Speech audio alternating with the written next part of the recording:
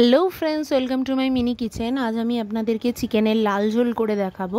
তো এটার জন্য ফার্স্টেই আমি কড়াইতে অনেকটা সর্ষের তেল দিয়ে নিয়েছিলাম। তার মধ্যে ক্যাপসিকাম, পেঁয়াজ, এর সাথে কাঁচা লঙ্কা দিয়ে নিলাম। ভালোভাবে ফ্রাই করে নেব। একটু ভালোভাবে ফ্রাই করার পর আমি এতে নুন অ্যাড করে দেবো, যাতে সব কিছু একটু তাড়াতাড়ি সিদ্ধ হয়ে যায়, একটু নরম হয়ে যায়। তাহলে গ্রেভিটা তাড়াতাড়ি হয়ে যাবে, রান্নাটা কুকড হবে তাড়াতাড়ি।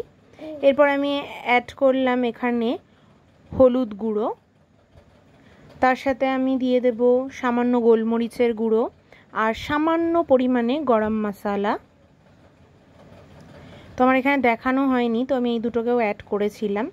দিয়ে মশলাটাকে আমি ভালোভাবে ফ্রাই করব। যে গরম মশলাটাও আমি অ্যাড করে দিলাম।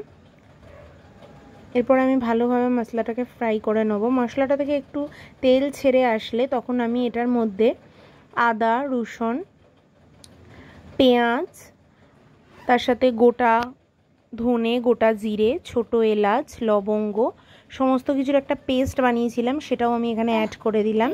এরপরে আমি এখানে চিকেনটা দিয়ে দিলাম। দিয়ে ভালোভাবে কিন্তু আমি মশলাটার সাথে চিকেনটাকে মিক্স করে কষিয়ে নেব।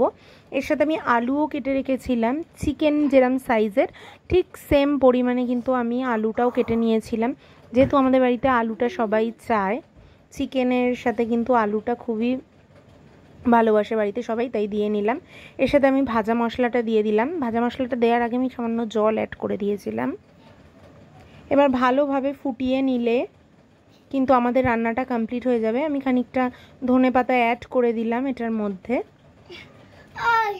দিয়ে ভালোভাবে আমি ফোটাবো।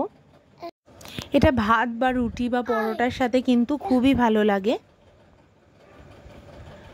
ভালোভাবে ফুটিয়ে নিলেই কিন্তু আমাদের রান্নাটা একদম রেডি হয়ে যাবে। আমি সামান্য স্বাদের জন্য কয়েকটা দানা চিনিও অ্যাড করেছিলাম।